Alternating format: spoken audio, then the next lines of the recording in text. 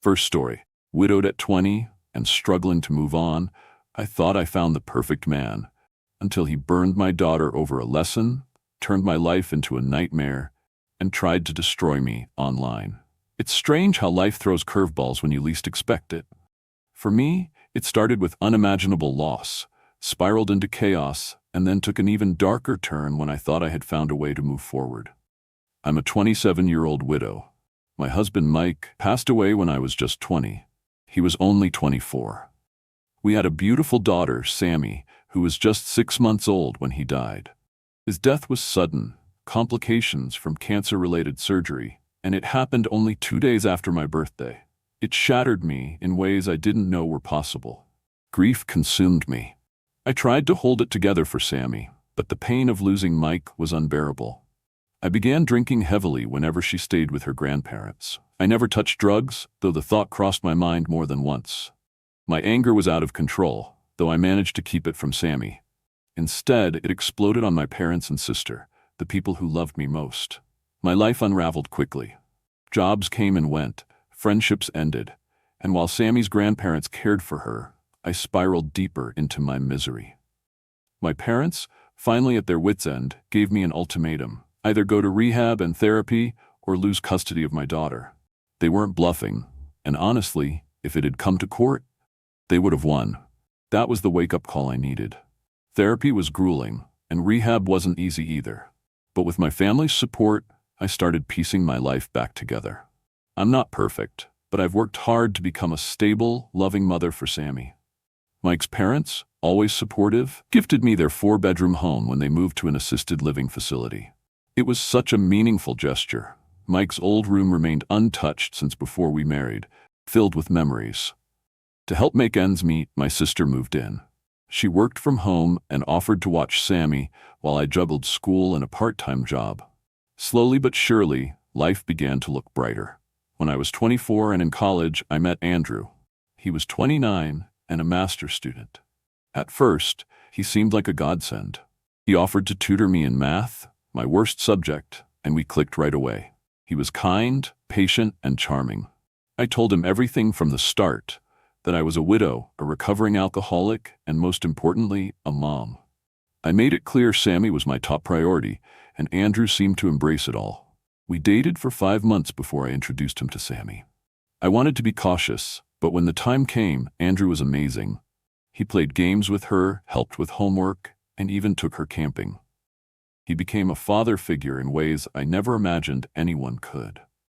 But everything changed about 1.5 years ago. Andrew visited an old friend in Ohio.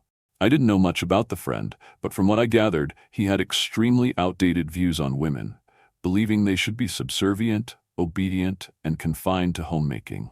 It made my skin crawl, but Andrew assured me they were just friends, and he didn't share those views. I trusted him. When Andrew came back, things seemed normal at first. He was still attentive and loving, so when I needed someone to watch Sammy while I took my sister to a medical appointment, he gladly offered to help. That day turned into a nightmare.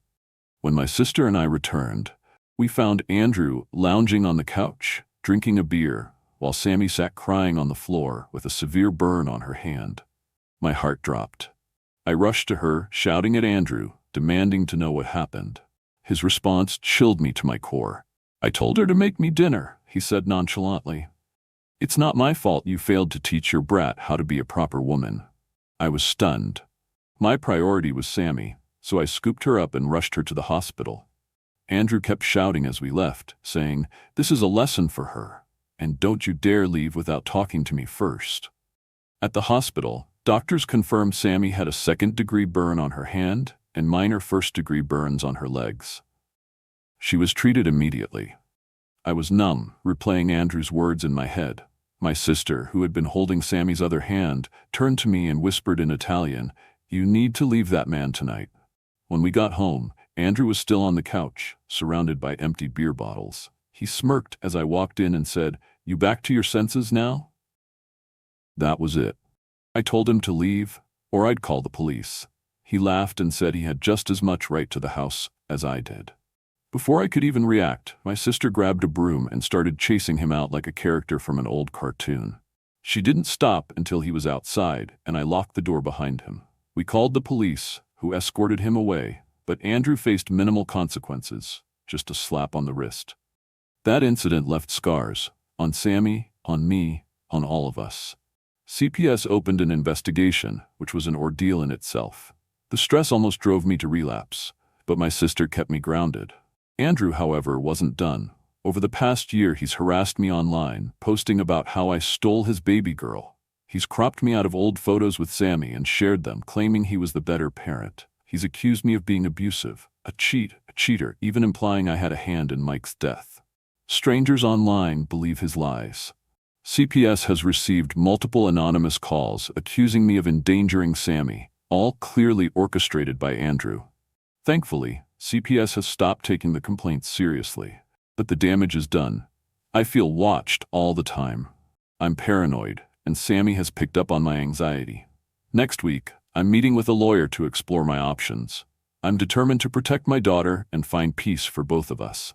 Second story. Late night at Walmart, I confronted an angry father yelling at his crying son, and what happened next left everyone stunned. It was supposed to be a quick, uneventful grocery run, just grabbing a few essentials to last the week. I was at Walmart around 9:30 p.m., the perfect time for some peace and quiet while shopping. The aisles were nearly deserted, and the fluorescent lights gave the store that eerie yet oddly comforting late-night vibe. But my plan for a low-key trip took a sharp turn when I ended up in the cereal aisle. As I stood there comparing the nutritional labels of a few boxes, something jarring cut through the stillness. A man's voice, loud and angry, echoing down the aisle. At first I thought maybe I misheard or that it was a quick burst of frustration. But it didn't stop. The yelling became clearer, sharper, and unrelenting. I glanced toward the other end of the aisle and saw a man, probably in his mid-40s, towering over a young boy who couldn't have been older than 7 or 8. The kid was clutching a box of cereal, his face crumpling as he tried not to cry. "You're so useless. Why do you always make everything harder for me?" the man barked, his words slicing through the air like a whip. The boy mumbled something, his voice barely audible, but the man wasn't having it. "If you don't shut up, I swear I'm leaving you here. Do you want that?" I froze. Every part of me screamed to look away, to mind my own business.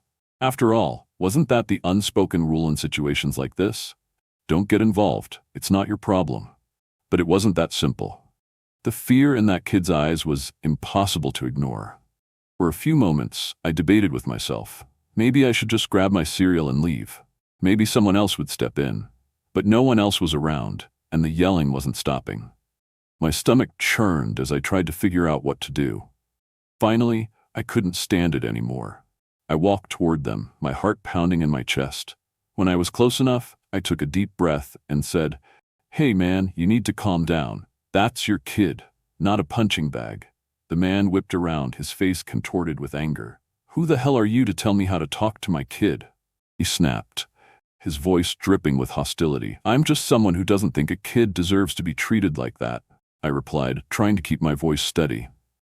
He scoffed and stepped closer, practically spitting his words. "You don't know what kind of day I've had. Mind your own damn business and stay out of mine." My palms were sweaty, but I stood my ground. "We all have bad days," I said. "That doesn't give you the right to take it out on your kid. Maybe you should try talking to him like a human being instead of a punching bag." For a moment, it looked like he might take a swing at me. The tension was thick enough to cut with a knife. Then, out of nowhere, one of the store employees appeared, probably drawn by the commotion. "Is everything okay here?" the employee asked, her eyes darting between me and the man. The guy muttered something under his breath, grabbed the kid by the arm, and stormed off without another word. The employee looked at me and nodded. "Thanks for speaking up," she said quietly before walking away. I stood there for a moment, trying to process what had just happened. My hands were still shaking as I picked up my cereal and headed to the checkout. When I got home, I told my girlfriend about it. She said I did the right thing, but her reassurance didn't completely ease the knot in my stomach. I couldn't stop replaying the scene in my head. Did I make things worse for that kid by stepping in? Was it even my place to intervene?